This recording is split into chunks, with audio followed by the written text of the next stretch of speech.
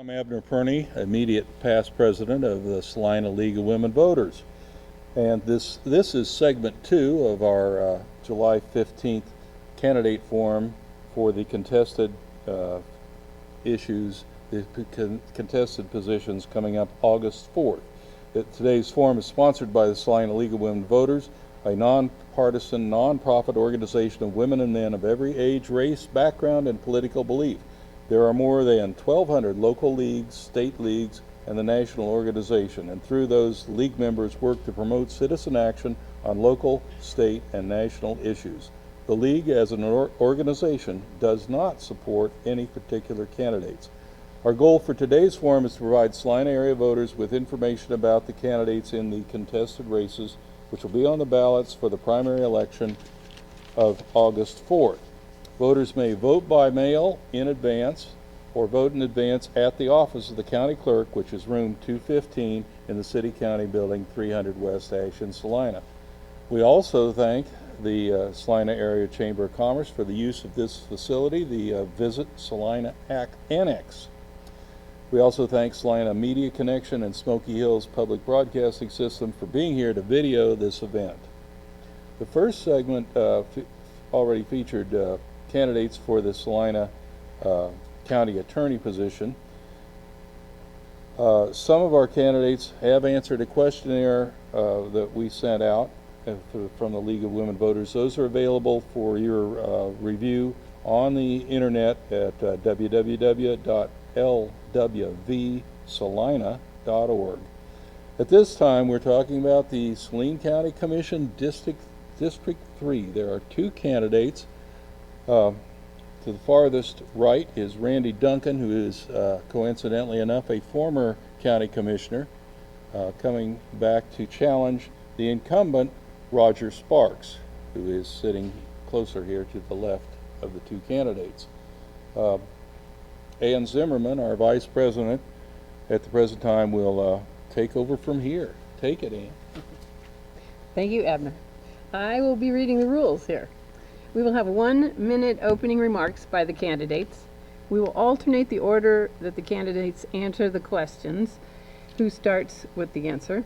We will start with questions from the media panel, and then we will take questions from the audience. We hope that you can see on your screen the email address to email us a question and the cell phone number to text us a question, and we will have those transcribed by our members here and bring them up to us moderators to be asked of the candidates.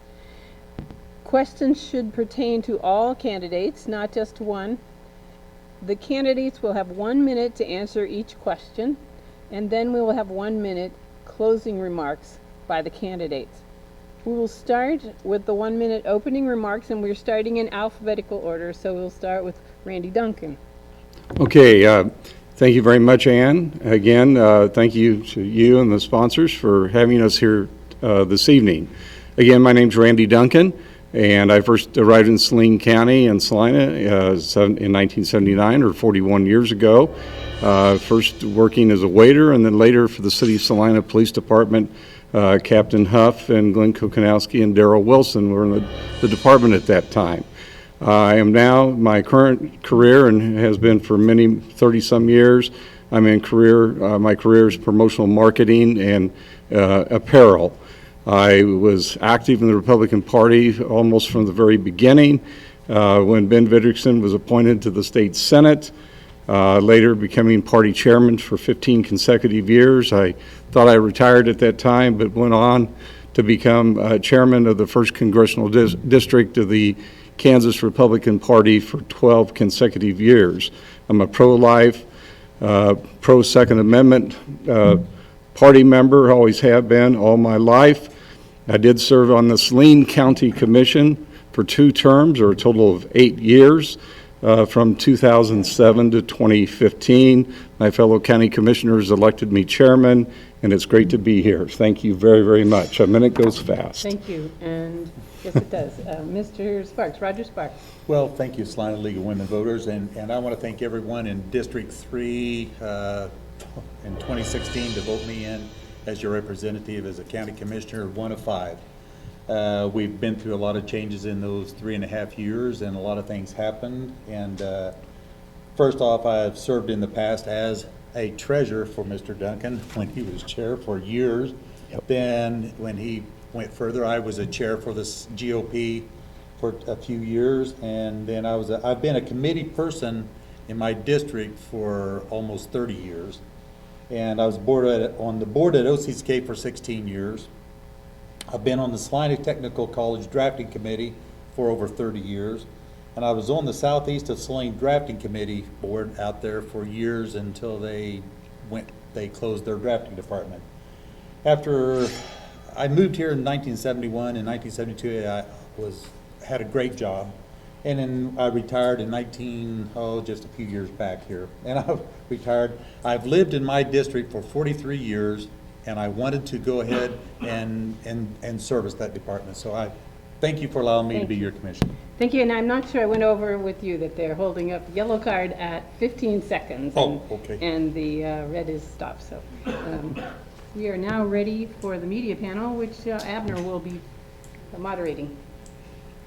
Okay, we have a media panel of two gentlemen, Aaron Anders from the Salina Journal and Paul Kirkwood from Salina Media Connection. And Mr. Kirkwood gets the honors of the first question for this session. And the first respondent will be Mr. Sparks. Mr. Sparks, Mr. Duncan, thank you so much for coming here today, being willing to answer questions and dedicating years of your lives to public work. My first question, in your opinion, what is the current most pressing issue for the County Commission to solve? Wow. Getting over this COVID-19 is the biggest thing that we've got to get over. Other than that, I mean, I'll put that still as one of the major biggest factors.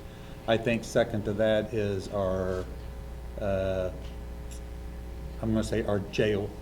I still feel that that's one of our biggest issues we got coming forth. It's amazing that, what's happened is our,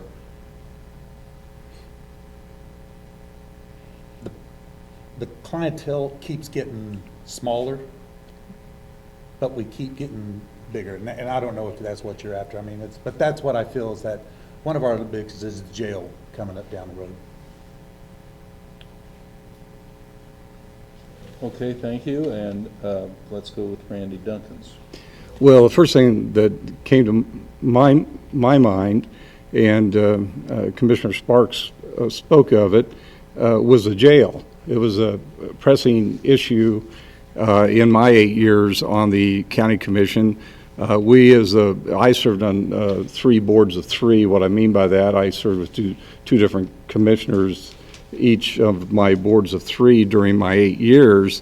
And then on my final couple of years on the commission, we put forth a plan for the citizens of Salina County to vote on I believe it was a 1% sales tax for a period of 10 years. The community, the citizens of Salina County voted that down. I didn't favor that plan. I thought it was the Cadillac plan, as I often called it, and it was too high of a tax for too long. I wanted a smaller plan. We, at the time, did house our juveniles over in Geary County in Junction City, and we felt that was a good plan. I know time goes fast. My apologies. And excuse me for my alarming phone. Mr. Anders from the Salina Journal, next question. I have a very similar question that Paul answered, but then I also would kind of have a follow-up to what you guys were talking about. So the question I had was, what are the top issues that Salina County is facing right now? A lot of you talked about the jail, and then what are some plans that you have for some steps that you're planning on taking to help fix those problems? Mr. Duncan's first at this time. Okay. As we have talked about, that is an ongoing problem. When I served on the commission previously, we did one of the initial problems or steps we took at that time with our commission, when I served on the commission at that time, we immediately, in conjunction with Sheriff Kokonowski at the time, also working with his right-hand man, Rodger Solden, who was the current sheriff, we closed the juvenile center, and because it was unsafe, it was not adequate for our youth, and we also worked with Andy Grievous at the time, as well as Rodger Solden and Sheriff Kokonowski, and we entered into our agreement with Geary County. And then we also, because there were so many surrounding counties that had expanded their jails, we were housing our prisoners over in surrounding counties. There needs to be another plan for the citizens to vote on. Mr. Sparks, your minute, Okay. please. Thank you. I want to just say first that it's like the jail, we had many community meetings in regards to our jail proposals, what's happening there. I want to first say is that the things happening, the steps that we did take in the past is helping out with Andy Grievous and community corrections, moving into a lot safer, a one building that's fitting their needs a whole lot better, and working a whole lot of different avenues with the Central Kansas Mental Health Foundation, because there's a lot of need for a lot of things happening that the jail just doesn't have the room to do right now.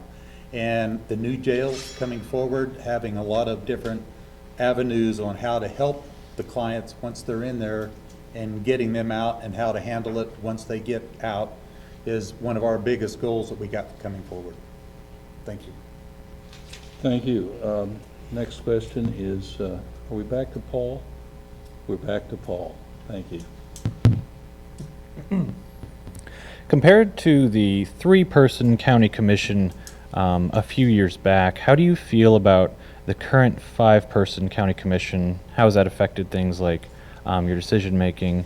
And do you foresee expanding the number of members for the county commission sometime in the future? And I'll go first because it's my turn now. I just want to say, I went to the meetings when they had just went to the 5 county meetings. I started going to them before I was elected, and I, being one of the 5 members, it's a great scenario. I mean, because we all get along, we got a lot of diverse thought processes going on, which does help in making a lot of decisions. We don't always make the same decisions. We always go on down the road. Once we've made the decision, we click our heels and go on down the road. It's working out very well. I get along. It's the processes which it's working now, I don't see it getting any larger. And I think the 5-member meeting has worked out real well, and I don't see it actually going back to a 3. I don't see that happening, but I think the 5 has worked out well, and I'm proud to be part of that 5. Okay, thank you. Mr. Duncan. Well, as some of you may remember, I wasn't initially in favor of it, neither was the board I served with at the time in favor of it. However, it was a community choice. The community petitioned for it. They put it on the ballot, and they voted overwhelmingly in favor of it. So I never had an opportunity to serve with 5. However, since that time, I think it's a good thing. It takes, it's less pressure. If you had a board of 3, it was more difficult. If 2 members had conflicts, it was hard to hold a meeting. So I think now, in hindsight, looking at it, I think it's a good thing. It also, it enables the commission or 2 members of the board to meet without violating the Kansas Open Meetings Act. So, and to share ideas, to, banter ideas back and forth. So in hindsight, now looking back, I think it's good, and it's less pressure on the board. Thank you. Aaron, it's your turn, I believe, the next question. What is one area of the county services you feel like needs maybe some additional resources at this time? Okay, Mr. Duncan. Oh, well, always roads and bridges. In my time, I'm serving on the board. We were fortunate at that time to have resources to improve our roads, to repair a lot of bridges, rebuild a lot of bridges, pave a section, I believe, of East Waterwell Road, I think almost a 2-mile section, and also do some work on North Ohio. But we never had enough money. We also had a big gravel pile. We have 12 road grader districts, because people never asked me about the road graders. But we never had enough money at that time. And now with cost of things going up and insurance costs, there's never enough tax dollars to go around. So that is something that probably, especially in rainy years, you need more money for improvements on the roads and washouts and things like that. Thank you, Mr. Duncan. Mr. Sparks? The road and bridge is still one of the major things, but with a lot of other things, I was really hard to believe when I become a commissioner of how far outdated our communication systems that we had in this county that got along with all the public services, the sheriffs, the city police, the highway patrol, and nobody could talk, the real fire districts. If you was out, and that was when that first fire started way out in western Kansas and all over where, I'm thinking if that happened here, one of those fire trucks was out in the middle of a pasture, that is in the plans, we got it going. It will happen coming up down the road. Road and bridge, we was lucky enough, things have been going good in this Saline County. We added another mill levy to the thing. Even with prior commissioners taking away mill levies, we had a mill levy just for the road department. So the road and bridge department, I feel, is being funded, and with all the flooding we had last year, we had a lot of things going, and the road and bridges is getting funded very well. Thank you. Thank you. Time for our next question from Mr. Kirkwood. I would kind of like to bounce off of Aaron's question here and say that,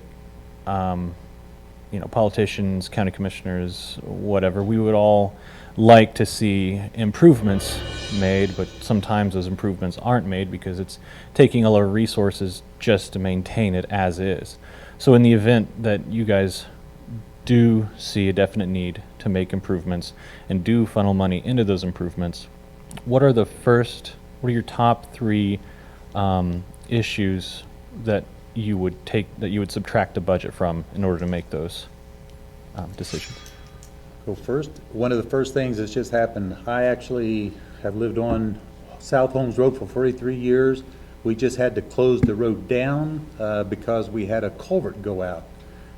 It washed away, and the neighbors started calling, and I just said, hey, look, we've ordered the part to go in there. We had to put a blade there. We've got things going, and the funds are there to take care of these items right now. We're working on West Waterwell Road, miles southwest of Burma. Keeps going, but I think the funding that we need to do is funding with the mental health along with the sheriff's office to help fund things that need to be done with the addiction and stuff that's going on in this environment. Yep. Okay, top 3. Well, certainly roads, road improvements, bridges and bridge repairs, because we have miles and miles of roads throughout the county. And our rural fire departments, I think, are usually in pretty good shape. We have pretty good funding for those. And a project that started before I left, and then the 2 commissioners that were still on with the expanded commission after I left, and a project we started was at the road and bridge department itself. That was really dilapidated. We had roof improvements and improvements to the shop buildings. Some of that got done, but I don't know if all of that got done. But, I'd have to look at that and kind of be brought up to date since I left almost 5 years ago. You think we need one more question from, if you have one more, Mr. Anders? Sure do. Do you plan to promote any tax changes? Why or why not? Oh, and it's Mr. Duncan's I'd turn. have to look at the budget and really dig into that with the current commission. Again, I would be one of 5. That's a real difference, just coming on board with the new commission.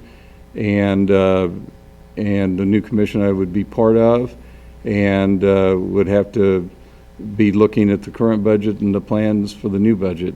So I don't know at this time. I really can't answer that.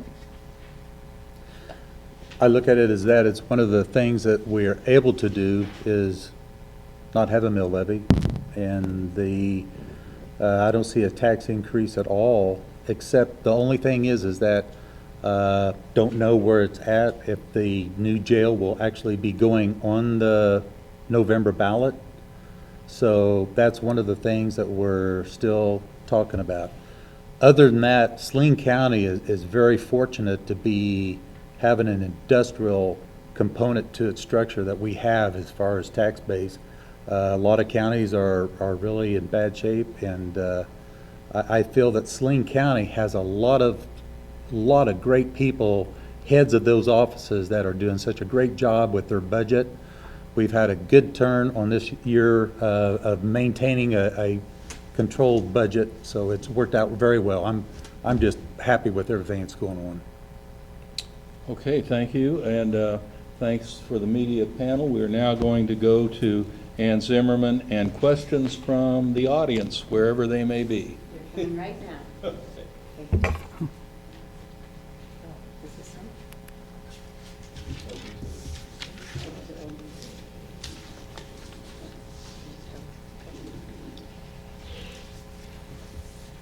Just a minute, please.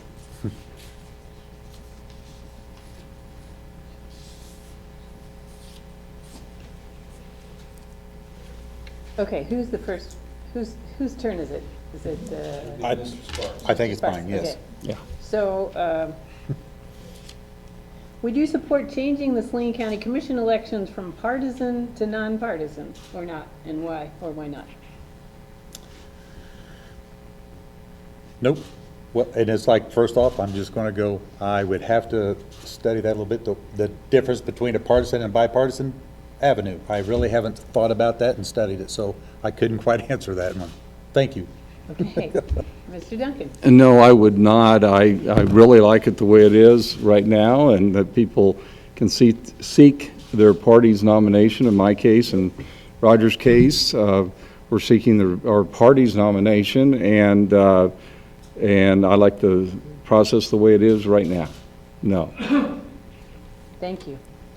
Mr. Duncan, you'll be first on this one. I believe this comes from a member of the County Board of Health and asks, would you support reestablishing a joint city-county health department with an advisory board with powers similar to what existed a decade ago? No, I would not. And I was involved in the process when we helped establish the Salina County Health Department, and I think it's working well the way it is right now. Thank you. Mr. Sparks? And I would have to ditto to that, because I come on board right after that was done, and in working with the health department the way it is right now, not knowing before what part of the city and what's going on now with that there, I got to say that I feel that it's worked out very well, that it's handling very well. Thank you. Mr. Duncan, right? Would you support, oh no, this would be Mr. Sparks. okay. Sorry. Yeah.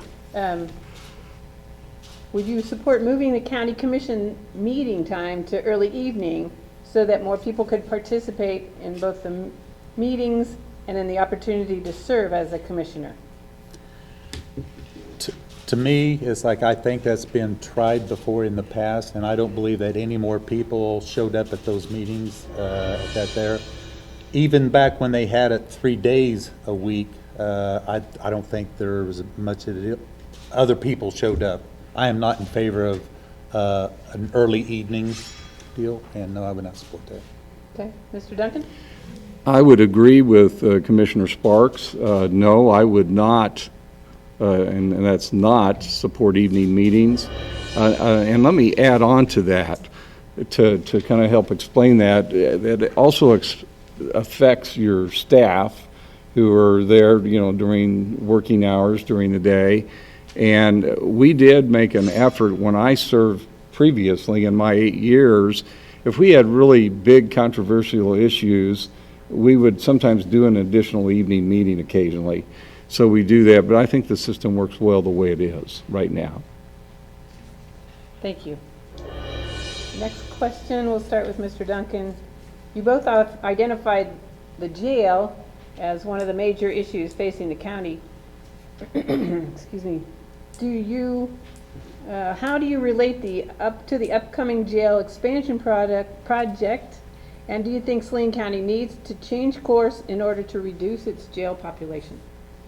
And is my turn? Mr. Duncan. Yes. Okay, thank you. Ann, for keeping track of this. Barely. Okay, well, I think we definitely need a remodel and expansion of the jail. The problem I had previously was the Cadillac plan, too much for too long. So I think we need some type of funding mechanism. If it's a sales tax, maybe a smaller tax for a shorter period of time.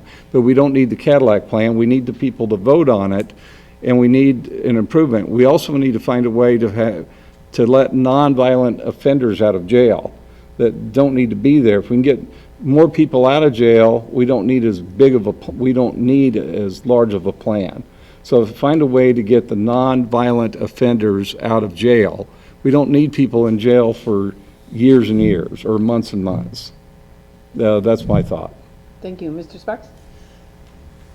We have to have a new jail. I mean, it's going to be cheaper in the long run to build a new jail. I mean, at the committee meetings that they had, the people there, I feel that the one thing that we have to do, the jail population has changed dramatically over the last few years. I mean, we have a whole lot more women in the population. You have to be a completely different. Even the men, the people that are in there for different reasons now. I feel that we have to have programs associated with being in jail to help them get out when they are out, that they have another reason to get out. I feel that having been said, that I think that we have to have a whole lot of mental health here coming down the road. Yep. Thank you. A few years ago, just a minute, let me make sure I know what I'm saying here.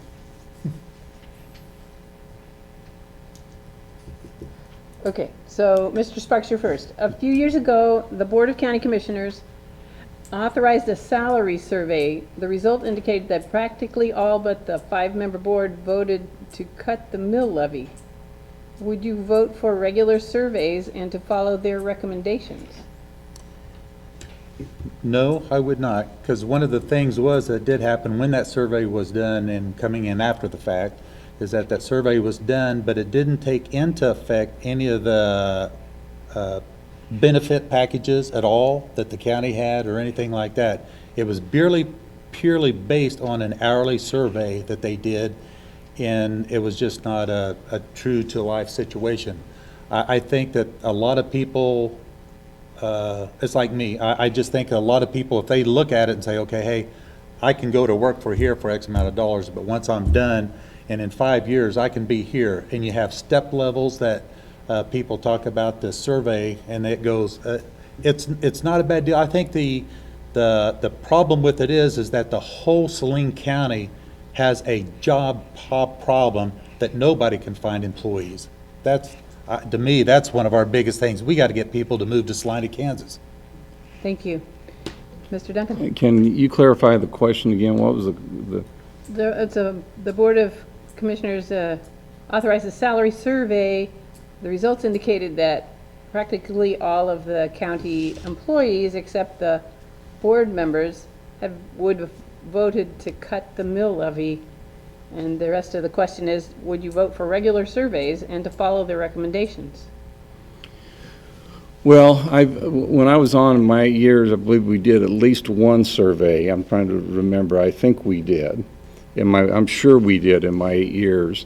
And let me expand on that just a little bit. What I thought was wrong as part of the survey, and I expressed that when I was on the commission with the current county administrator at the time and the head of HR, that it was weird. What was odd on the survey was that you had elected officials, the longer they were on, like the previous sheriff and some others, that their salaries started at a base and then they were like long-term employees. They got a higher and higher salary.